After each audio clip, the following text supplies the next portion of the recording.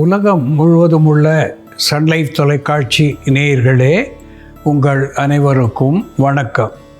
இது நாட்டு மருத்துவம், நலம் தரும் மருத்துவம், எல்லோருக்கும் ஏற்ற பக்க விளைவுகள் இல்லாத பாதுகாப்பான பணச்செலவுகள் இல்லாத மருத்துவம். எளிய மருத்துவ குறிப்புகளை இந்த நிகழ்ச்சியிலே நாம் ஒவ்வொன்றாக பார்த்து பழகி பயன்பெற்று வருகின்றோம்.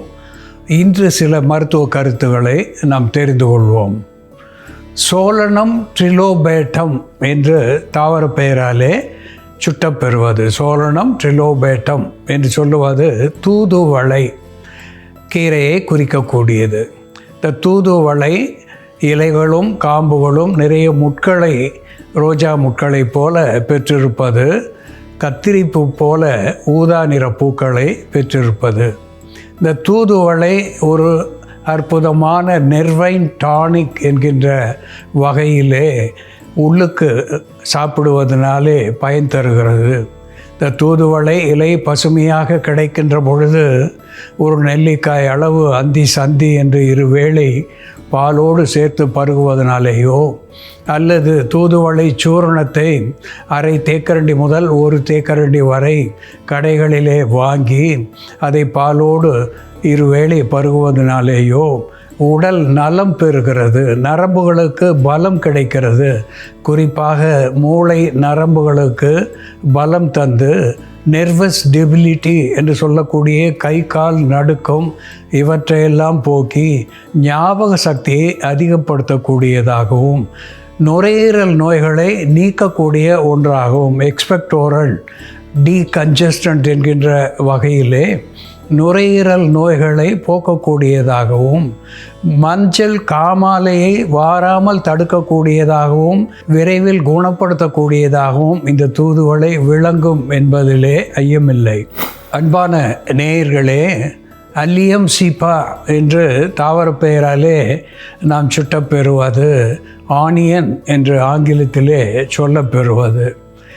இந்த வெங்காய சாறு 20 ml எடுத்து அதனோடு 10 ml என்று சொல்லக்கூடிய அளவுக்கு ஒரு பெரிய தேக்கரண்டி அளவுக்கு தேன் சேர்த்து காலையிலே அன்றாடம் சில நாள் பருகி வருவதனாலே இந்த வெங்காயத்திலே இருக்கின்ற அல்லிசின் என்கின்ற வேதிப்பொருள் ஆஸ்பிரின் என்கின்ற நவீன மருந்துக்கு இணையாக பணி செய்து இரத்த நாளங்களிலே இருக்கின்ற அடைப்பை போக்கி குருதி நாளங்களிலே குருதி சுத்திகரிப்பானாகவும் இருந்து இது சரியான வகையிலே இதய ஓட்டத்துக்கு சீரான இரத்தத்தை செலுத்தக்கூடியதாக இது பணிபுரிகிறது, மருத்துவத்தை தருகிறது. அதோடு கூட வீக்கம் கரைச்சியாக விளங்குகிறது.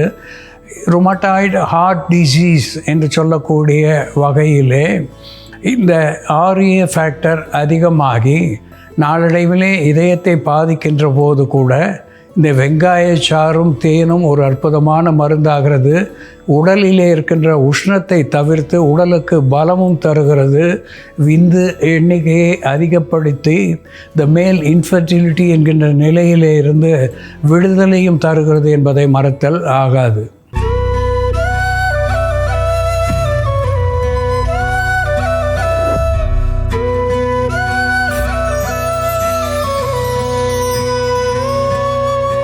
அன்பான நேயர்களே, கொள்ளு என்று சொல்லுகின்ற பொழுது குதிரை நமக்கு ஞாபகம் வரும். இந்த குதிரைக்கு பலம் தரக்கூடிய ஒரு உணவாக இந்த கொள்ளு விளங்குகிறது. இது மேக்ரோடைலோமா யூனிஃப்ளோரம் என்று தாவர பெயராலே சுட்டப்பெறுவது ஹார்ஸ் கிராம் என்று கொள்ளுக்கு உணவாவதினாலே இது ஹார்ஸ் என்கின்ற குதிரையினுடைய பெயரை இது பெற்றிருக்கிறது. ஹார்ஸ் கிராம் என்று சொல்லப்பெறுவது உலவலு என்று தெலுங்கு பாஷையிலே சொல்லப்பெறுவது குலாத்தா என்று வடமொழி பெயரை பெற்றிருக்கிறது. இந்த கொள்ளு கற்களை கரைக்கக்கூடிய ஆன்டிலித்திக் என்கின்ற மருத்துவ குணத்தை பெற்றிருக்கிறது. உடல் தேற்றியாக விளங்குகிறது. ஆல்டரேட்டிவ் என்கின்ற வகையிலே நோயுற்றவர்களுக்கு இந்த கொள்ளை கஞ்சாக கொடுக்கின்ற பொழுது அவர்களுக்கு எலும்புகளுக்கு பலம் கிடைக்கிறது, தசை நார்களுக்கு நலம் கிடைக்கிறது, பழைய இழந்த பலத்தை பெறக்கூடிய ஒரு நலத்தை இந்த கொள்ளு செய்கிறது. இது கெட்ட கொழுப்புகள் என்று சொல்லக்கூடிய லோ டென்சிட்டி லிபிட் என்கின்ற LDL, ட்ரைகிளிசரைட்ஸ் என்கின்ற கொழுப்பு சத்துவம், இவை இரண்டையும் குருதியிலே இருந்து கரைக்கின்ற தன்மை பெற்றதாக விளங்குகிறது. இதனாலேயே இளைத்தவனுக்கு எள்ளை கொடு, கொழுத்தவனுக்கு கொள்ளை கொடு என்று சொன்னார்கள். இந்த கொழுப்பு சத்துவம் அதிகமாக படிவதனாலே உடல் எடை அதிகமாகிறது. அதனாலே அவர்களுக்கு கொள்ளை அடிக்கடி உணவாக கொடுப்பது என்பது உடல் எடையை குறைக்கக்கூடிய ஒன்றாகவும் விளங்கும். அதனோடு பார்லி அரிசி இங்கே நாம் வைத்திருக்கின்றோம். இந்த பார்லியும் ஒரு டானிக் என்கின்ற வகையிலே உடலுக்கு உரமூட்டியாக விளங்குகிறது. அதோடு கூட ஆல்டர்னேட்டிவ் என்கின்ற வகையிலே உடல் தேற்றியாக விளங்குகிறது.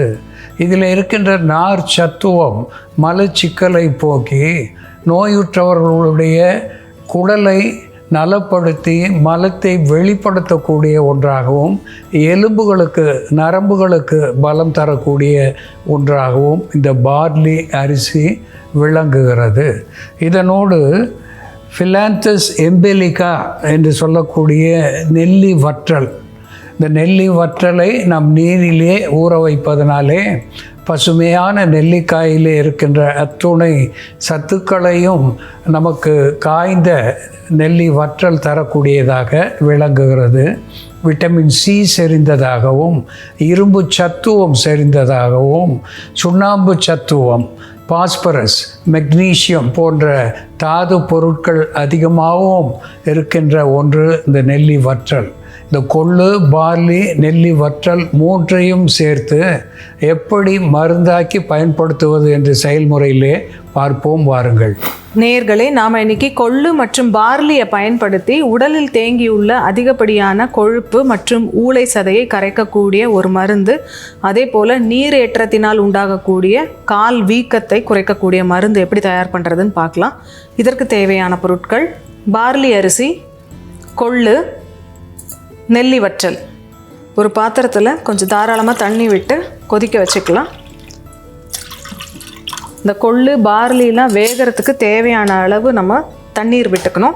நம்ம இது கஞ்சியாக தயார் பண்ணிவிட்டு அதை வடிகட்டி அதில் இருக்கக்கூடிய நீரை மட்டும்தான் பருக போகிறோம். அதனால் தண்ணி நல்லா தாராளமாக விடணும். நம்ம 2 ஸ்பூன் அளவுக்கு கொள்ளு, 2 ஸ்பூன் அளவுக்கு பார்லி பயன்படுத்தினோம்னா நம்ம ஒரு 600 ml அளவுக்கு தண்ணி விட்டு அதை 300 ml வற்ற வச்சு அந்த தண்ணியை மட்டும் வடிகட்டி தினம் குடிச்சிட்டு வரலாம். நம்ம ஊற வச்சுருக்கோம். இந்த பார்லி அரிசியை நல்லா வறுத்துட்டு ஊற வச்சுருக்கோம். அதே போல் கொல்லும் வறுத்து உடச்சி ஊற வச்சுருக்கோம். நம்ம வறுத்துட்டு உடச்சிட்டு அதுக்கப்புறம் கொஞ்சம் நேரம் ஊற வச்சுட்டு இந்த கஞ்சி தயார் பண்ணோம்னா சீக்கிரம் வெந்துடும். இல்லைன்னா வேகிறதுக்கு ரொம்ப நேரம் எடுக்கும். இவை இரண்டையும் நல்லா சேர்த்து கொதிக்க வச்சிடணும். இதோடவே நம்ம நெல்லி வற்றல் பொடியும் சேர்க்க போகிறோம். இப்போ பார்லியில் பார்த்தோம்னா நம்ம உடலுக்கு தேவையான இரும்பு சத்து, கால்சியம் சத்து, பாஸ்பரஸ் சத்து, எலும்புகளுக்கு பலம் தரக்கூடிய ஒரு மருந்தாகவும், அதே போல் நம்ம தசைக்கு பலம் தரக்கூடிய மருந்தாகவும் பார்லி இருக்கிறதுனால இதை சேர்க்குறோம். உடலில் தேங்கியுள்ள அதிகப்படியான நீரை வற்றச் செய்யும் தன்மையும் நீரை வெளியேற்றும் தன்மையும் பார்லிக்கு இருக்கிறதுனால இதை சேர்த்துருக்கோம்.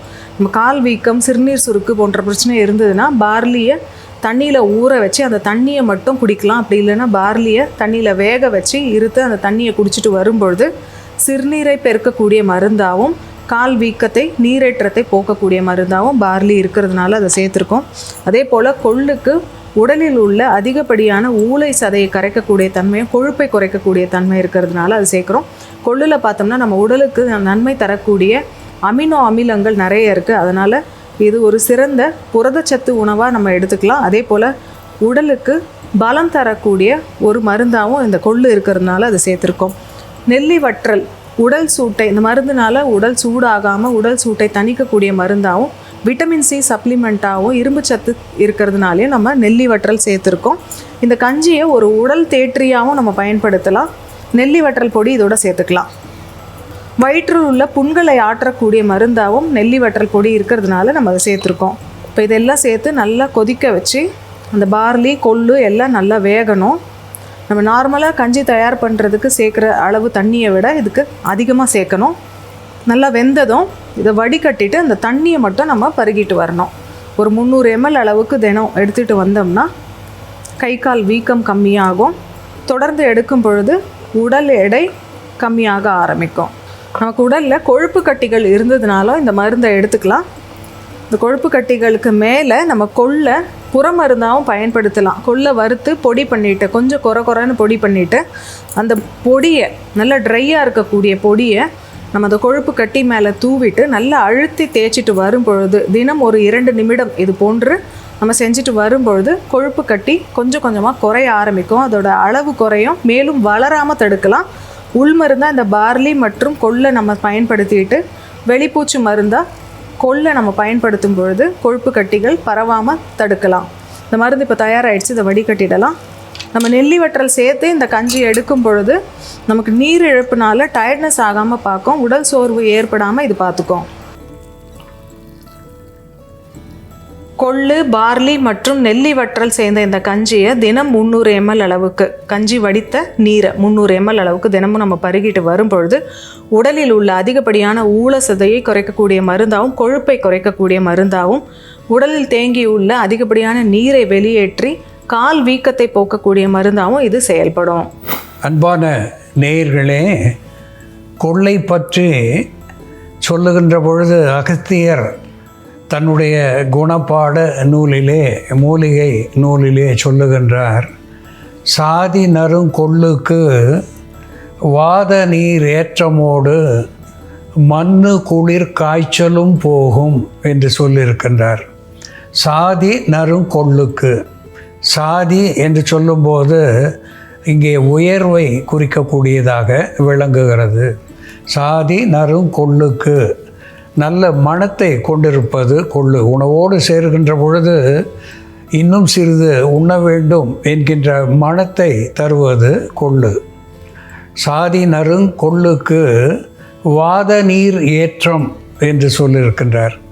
வாத நீர் ஏற்றம் என்று சொல்லுகின்ற பொழுது இந்த ரொமாட்டிக் ஆர்த்ரிட்டிஸ் என்கின்ற நோயை நாம் உதாரணமாக சொல்லலாம். மூட்டுகளிலே ஏற்படுகின்ற வாயு பிடிப்பு, வாத நீர் தேக்கம், இவற்றினாலே மூட்டுகளிலே அதிகமாக வலி ஏற்படுவது, நடக்க ஒண்ணாமை நிகழ்வது, இப்படிப்பட்ட வாத நீரை வெளித்தள்ளக்கூடிய ஒன்றாகவும் ஒரு டயூரிட்டிக் என்கின்ற வகையிலேயும் ஒரு ஆன்டி இன்ஃப்ளமேட்டரி அனால்ஜெசிக் என்கின்ற வகையிலேயும் கொள்ளு பயன் தருகிறது. மண்ணு குளிர் காய்ச்சலும் போகும் என்று சொல்லியிருக்கின்றார். மண்ணு என்ற நிலையிலே மிகுந்த குளிர், நடுங்க செய்யும் குளிர், பற்களை கிடுகிடுக்க செய்யும் குளிர், குறிப்பாக மலேரியா, ஃபைலேரியா, டைஃபாய்டு போன்ற குளிர் காய்ச்சல் வரும்போது அந்த காய்ச்சலை தணிக்கின்ற வல்லமை கொள்ளுக்கு உண்டு என்பதனாலே பல்வேறு குளிர் காய்ச்சலை போக்கும், வாத நீரை வற்றச் செய்யும், உடலுக்கு உஷ்ணத்தை கொடுத்து குதிரை பலத்தை, இந்த ஹார்ஸ் பவர் என்று பலத்தை கணக்கிடுவார்கள். அதுபோல குதிரைக்கு போல நமக்கு பலத்தை கொடுக்கக்கூடியது இந்த ஹார்ஸ் கிராம். இதனோடு பார்லி என்கின்ற அரிசியை சேர்த்திருக்கின்றோம். பார்லி அரிசி உடல் எடையை குறைத்து அதனோடு கூட உடலுக்கு, நரம்புகளுக்கு, எலும்புகளுக்கு பலம் தர வல்லதாக விளங்குகிறது. ஒரு டானிக் என்கின்ற வகையிலே உரமூட்டியாக விளங்குகிறது. உடல் நோய் உற்றவர்கள் உடல் தேறுவதற்கு ஒரு ஆல்டர்னேட்டிவ் என்கின்ற வகையிலே இந்த பார்லி அரிசி கஞ்சி விளங்குகிறது. இதனோடு விட்டமின் சி சேர்கின்ற பொழுது நோய் எதிர்ப்பு சத்துவத்தை தரக்கூடியதாக நெல்லி வற்றல் விளங்குகிறது. கஞ்சிக்கு சுவை தரக்கூடியதாகவும் திகழ்கிறது. இந்த கொள்ளு, பார்லி, நெல்லி வற்றல் சேர்ந்த இந்த பானத்தை இருவேளை பருகுவதனாலே நோயுற்றவர்களுக்கு வெகு விரைவிலே விடுதலை கிடைக்கும் என்பதிலே ஐயமில்லை.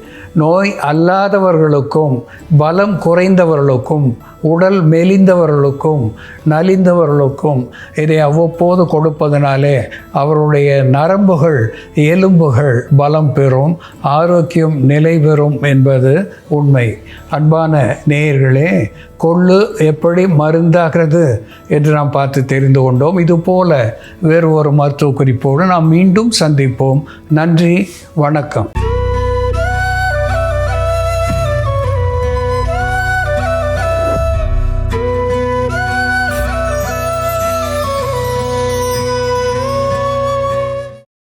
இன்னும் பல வீடியோக்களை காண சன் லைஃப் சேனலை சப்ஸ்கிரைப் பண்ணுங்க.